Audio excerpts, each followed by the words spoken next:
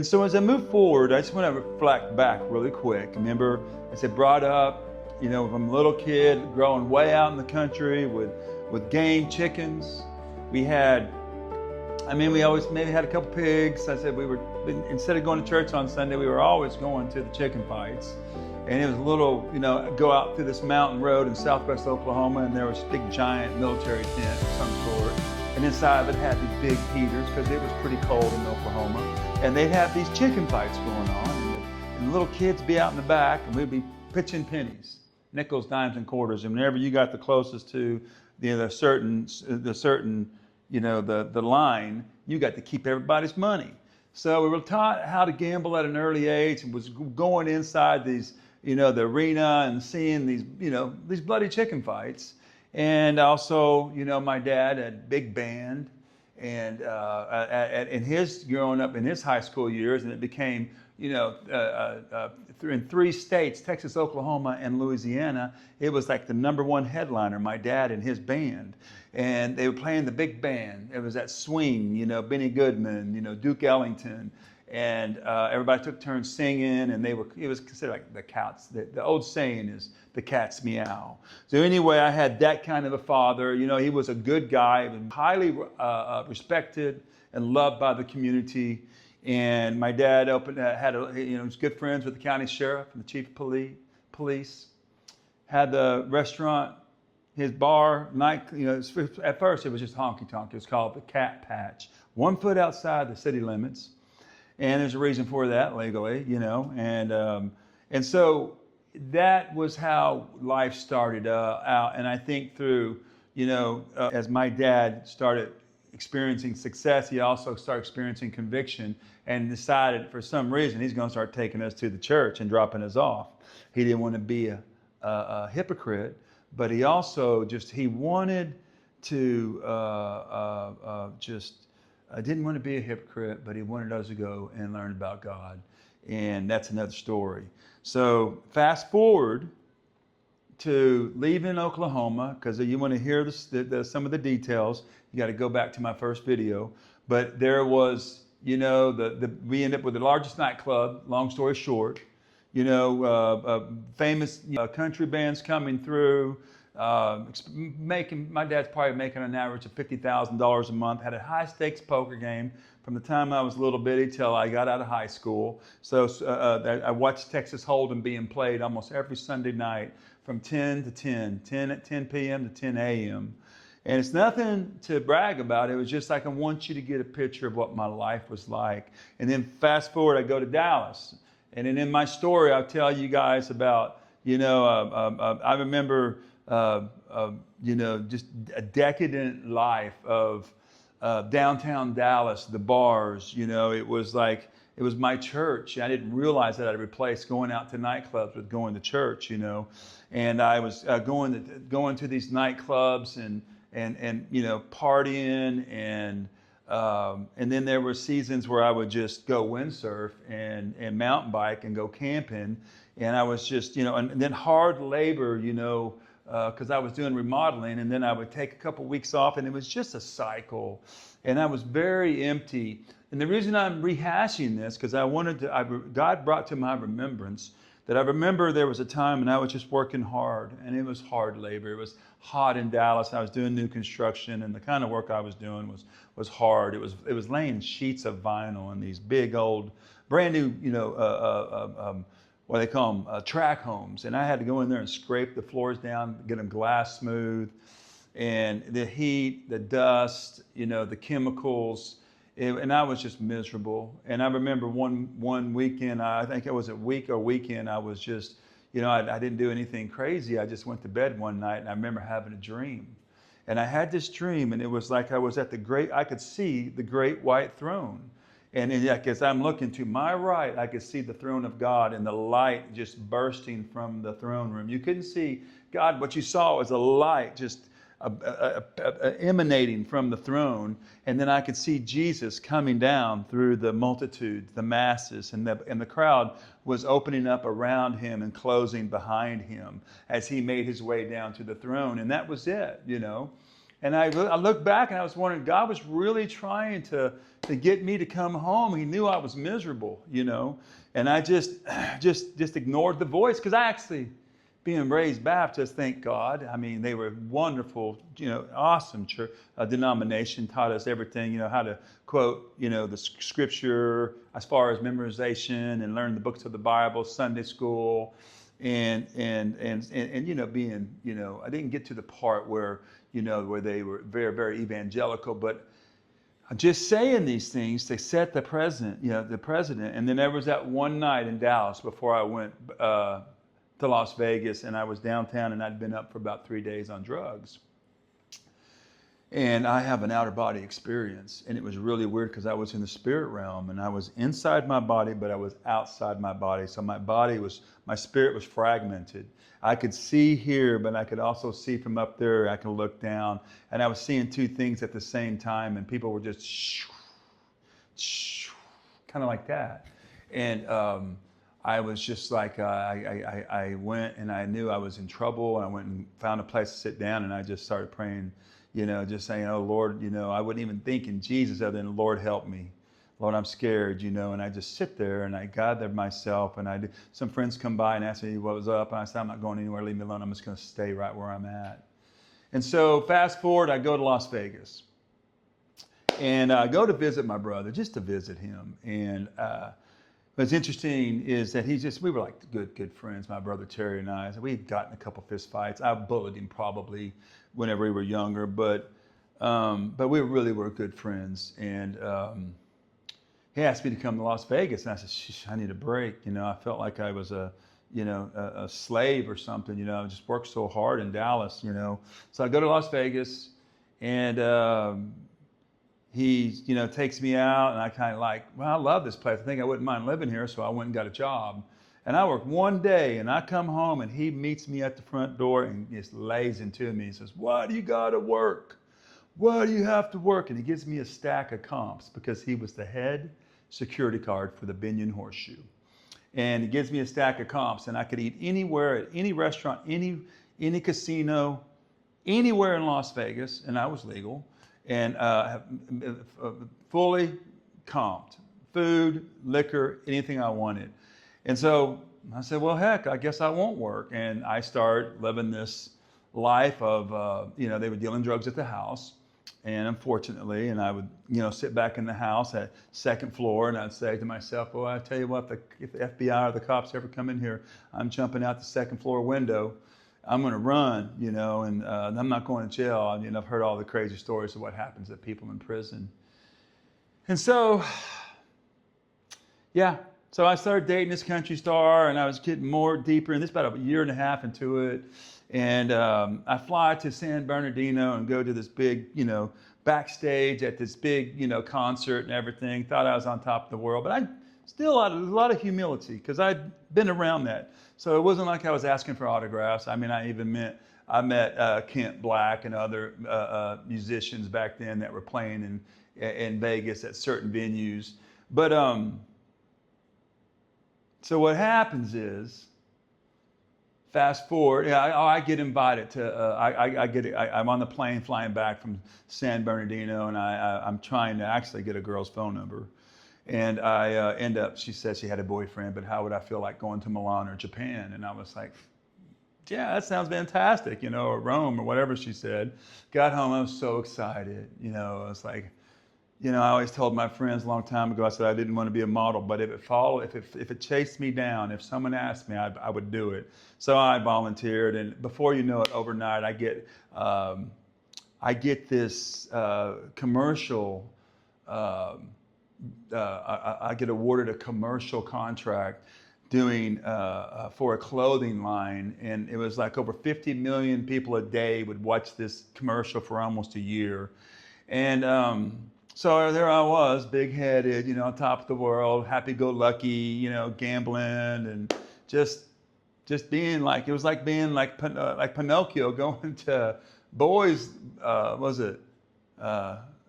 to Donkey World or Boys Land or whatever it was. But went home one night with a girlfriend, and it was about midnight. We were laying in bed, and I just looked up, and all of a sudden something hit me. It was like the Spirit of God just hit me, and literally it's what it was. I know now what it was. And I was like, I said, honey, get your clothes on. I said, something's wrong, something's wrong. So I get up and I walk into the living room and I have my boxers on.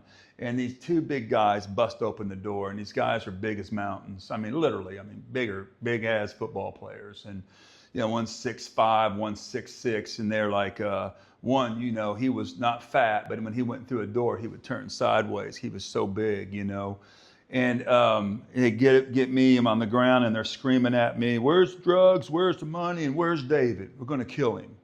And I said, calm down, John. I knew his name. I say his first name. I don't even know if this guy's alive, but I forgive him. I love that. I love John. I don't know why. It must have been drugs and demons. So I'm saying, John, I said, calm down. I said, whatever you do, I said, don't kill Carol, whatever her name was. I don't even remember. And I said, she's back there. I said, please don't kill her. She's back in the back bedroom. So they go get her, bring her up there, lay her down. And at the same time, my brother walks into the door and they grab him, slam him on the ground. They got guns to the back of our head and they're just screaming violently. And I always say this, if you watch that movie, Gerard Butler, Machine Gun Preacher, in the very beginning of the movie, I'm trying to describe how violent it really was. I mean, I can't exaggerate how violent it was. Now, these guys, they just weren't normal guys, but this is probably not the first time they were going to kill somebody. And, they're the bodyguards for the Binions. I can say it now. I don't know who's alive and who's not alive, but this is late 80s. And I don't think the Binions had anything to do with it anyway. I just think this was just a vendetta against the guy that had a big mouth, which was my brother's roommate. And so, anyway, they're shuffling things around the house and they're screaming and hollering and being real violent. And they say, and then finally, one of them says, Dwayne, get up and go to the back bedroom. It's like, oh God, I'm about to get that. And you know what kicked out of me? So I go back in the back bedroom. Oh no, hold on. So through all this violence, I got super quiet. Now, I hadn't been going to church or anything. I hadn't thought about God in 10 years. And I'm on my face there and I say, Lord God, I said, Lord Jesus, I said, I know I'm not where I'm supposed to be and I'm not doing what I'm supposed to be doing, but I need your help and I'm asking you to help us. And that was it. I mean, I hadn't talked to anybody about God, but it was just the Holy Spirit inside of me that gave me that. So it had to be. And so I all of a sudden, get up, go back to the back bedroom, Wayne. And I go back to the back bedroom and he goes, lay on the bed. And just like real rough voice, And I don't even know this hardest one guy. He's an ex-Vietnam, he looked like he was strung out on meth. He was the scariest looking thing I'd ever seen, man. And not just big, but scary looking, like crazy in the eyes kind of guy. And then I lay on my back. He goes, on your face, I'm like, oh, here it comes. I roll over my face. And it's funny the things you're thinking about, Then all of a sudden, I hear a voice say, look over your shoulder. And as I hear that voice, I look over my shoulder, and the guy starts to crawl across on the edge of the bed, coming towards the foot of the bed towards me. He's got a butcher knife and a gun. And I'm like, oh, shit. Oh, shoot. I said, man, what are you doing? I'm going to cut your throat. I said, you ain't cutting my throat. He goes, I want to cut your throat. I said, man, you can shoot me in the back, but you ain't going to cut my throat. He goes, no, I'm going to cut your throat. I said, no, you're not. And by then I had been working my way towards the edge of the bed. I don't know what I was doing. I was just like, and he had the gun. He goes, well, oh, okay, then I'll shoot you then. And all of a sudden, something hits this guy, picks him up, and throws him against the wall. And he hits the wall and slides down. And I step off the edge of the bed and take 2 steps and dive out the second floor window. And I clip my head. I hit my head with the crossbar in the window, but I made it through the window. I had been cut. My body was cut over 1,000 stitches. And I was laying there. And somehow, I guess I didn't ever ask them how they got out of the house, but my brother and my girlfriend ran down the stairs. And at the same time, the other 2 dudes, well, I think the other guys went first. They ran out those 2 big guys ran down the stairs and ran away. And then my brother and girlfriend come down, and I'm laying there on the ground, and I'm just dripping. Oh, by the way, when I blew through the window and I hit the ground, there was a security guard there. And he probably messed his pants. I hate to say that. But he freaked out. He had a gun on him too, you know. And I said, call the cops. He was like, and he was literally frozen, just freaked out. And I'm looking up at him. I said, I just freaking get really like violent. I said, call the cops, get an ambulance. I didn't say it like that. So my brother and girlfriend run down, and they're sitting there looking at me. And I said, listen, the cops are about to be here. I said, don't you dare tell them who it was, because we knew who it was. I said, if you tell them, we're going to end up in the bottom of Lake Mead. And I said, you know, Carrie or whatever her name was, I said, you and I can't see each other anymore. I said, you need to forget me. You never knew me. You need to just act like I never existed, and just stay out of, you know, stay home for a while. And I said, Terry, you need to get out of town. And I go to the hospital. They try to give me some blood. I won't take the blood because of, you know, they were scared that a lot of people were donating blood that had AIDS, and I lost a lot of blood, and I wasn't going to take any blood. So I had a modeling gig the next day, and I tried to make it to the modeling gig, and I made it about halfway through the day, and they finally noticed all the flesh Band-Aids, and that I lost a lot of blood, so I went from looking really good in the morning to very gaunt. I got really pale and anemic looking.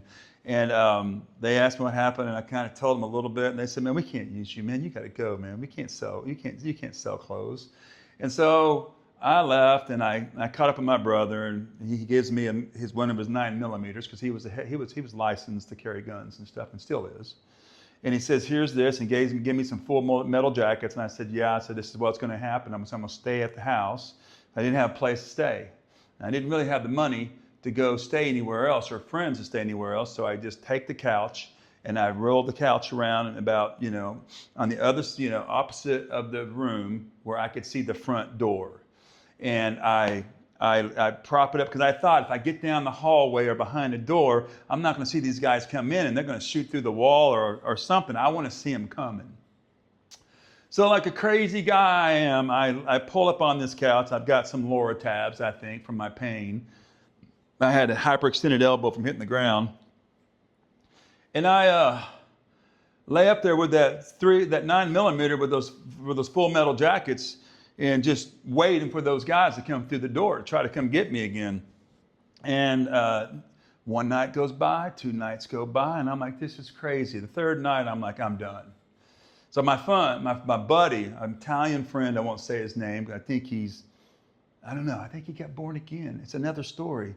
Yeah, it's a crazy story. I have that story out there too. Yeah, but he was, you know, the Italians are faithful people. I'm gonna tell you what, you get an Italian as a friend, man, they got your back. I mean, I can't, of all the friends I've had in my life, I think some of the Italians have been some of the best friends I've ever had. And these guys are men's men, you know, and I have nothing but good things to say about Italian people. They're just amazing, amazing families. But man, this guy wanted to, he got a big street bike. Black street bike. He was going to take the tag off of, and sawed-off shotgun. He was going to go assassinate this guy, you know, these guys. And I was like, hey, nobody's going to die, man. I said, no. But, you know, Italians, you know, Catholic guy, you know, they were just going to be, Guido, we're going to get him, you know. And I was like, no. And this is the life of Vegas. I mean, don't you be fooled. They're killing people all the time in these cities that don't, when they're not born again and they don't have the love of God in them, they take a life because they don't have a respect for life. And so, and this was real. So I said, no, I do need to do one thing. So I get my brother. No, I don't get my brother. I go into the casino, no guns or nothing. And it was the Binions downtown at the Strip. And I walked in there, and I walked up to the pit boss, and I was like in the heart of the casino. Let me tell you, I was in the gauntlet. And I said, I know you guys got camera on me right now. I said, they're all around me. And I said, I'm just going to tell you guys one time. I said, I've told everybody in Oklahoma. I told my family in Mississippi. And I told all my friends and family in Dallas. And if anything happens to me, I said, the whole world's going to know. And if anything happens to my brother or my friends, the whole world's going to know. And I said, I don't want any trouble with you guys, and I'm leaving town. And so I turn around and walk out of there, and I head back to Oklahoma for a couple of weeks, and I end up back in Dallas. And so I think I'm going to end this with the last part of this is pretty amazing. So I'm trying to figure out what I'm going to do in Dallas. I still have interest and connections in the modeling industry, so I start modeling.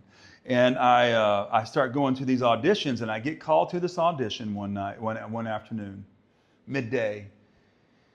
And I'm in a room, and there's about 30 guys, and we're all just sitting there, and I'm like, back then I had hair, okay? But I had all these guys in the room, and they were all just great-looking guys, and I knew the history, I knew the compromise, I knew the debauchery, the homosexuality, everything that went with the modeling industry, and I was like, I wasn't willing, to compromise to get the job. And I thought the person's going to get this gig is either know somebody, he's already got a portfolio that he's working all the time, or someone's willing to do something, something that's not right in order to get this. And I'm not willing to do any of it. So I get up and just walk out of the audition, and I'm driving down the road. And I'm driving in this rush hour. I don't know if it's rush hour or not, but I'm just driving back down to Irving, and I'm like, Lord, I didn't say like, Lord, I said, God, I said, I said, I haven't been living your way. I said, I've never tried to really live your way as an adult. I said, I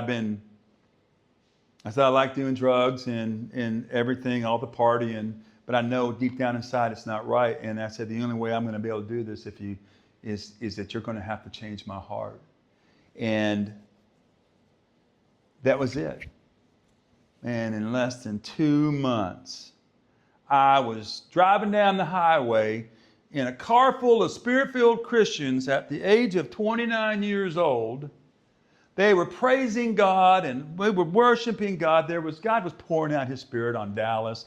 Not only did the Church on the Rock, which was one of the most incredible revivals, still to this day, I'll put it against any other revival. It's not a competition, but they were so balanced. They had everything. They had the kingdom-minded. They had the house of prayer. They understood intercession and spiritual warfare. And I think that's why they came under such a major attack, because it was such an amazing. They had the power team. And they became under attack, but there was an amazing man of God named Larry Lee that wrote a book, Could You Not Tarry 1 Hour? About intercession. And they had around 4 or 5, I don't know what it was, a couple thousand people every morning at about 5 in the morning, crying out for revival for that whole region. And God just poured out His Spirit. I went to the church that had around 200 to 300 people maybe going to it. And in less than 6 months, there was over 10,000 members. And it was the North Church on the Rock. And then there was the Church on the Rock in Fort Worth. And then there was over 1,000 churches worldwide established through this revival. But it was the grace of God that He heard. You know what? I always say this. God, the fastest prayer God will ever probably answer in your life is that, Lord, please change my heart. And it was probably closer to a month, but I won't even remember how it all happened. But I remember going to my best friends that I used, my partying guys, the A crowd, the guys I partied with in Las Colinas and downtown Dallas and Highland Park.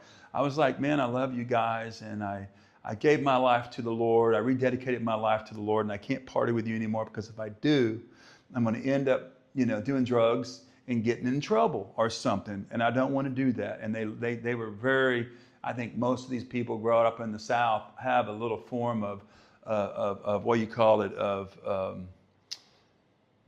little respect. And they said, yeah, Wayne, we understand, man, Wayne, and you're cool, and they let me go, I let them go. And that was it. The story gets crazier. I start getting, I want to tell you the next part 3, I'm going to share with you about how a house came alive with demons. And I'm just wanting to redo some of these testimonies I've given a long time ago, because I didn't have the ability to edit and to really, bring justice and honor God. And to sum it up, I want you to know the reason. Number one, let's always remember something good's going to happen to you. That out of your mouth flows issues of life and death. Speak life. Get a declaration. Get a declaration of God's promises to declare over your life every day. Get in a house of prayer. I mean, get in a church that prays. You can't, I don't even believe you should go to a house of prayer that prays all the time, because you got to have balance. You got to have community. You got to have fellowship. You got to have the preaching. You got to have the ministry. So, but do that, and remember, something good's going to happen to you, and that this is to be. I want you to be inspired. Tell your testimony. Write your testimony down. Start a YouTube channel and tell your testimony, because you're going to save people. You're going to bring a relief.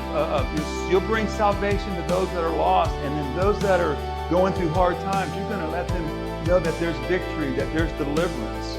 So just don't be selfish. Write your testimony down and be encouraged. You know, again, Jesus loves you, and I thank you for tuning in.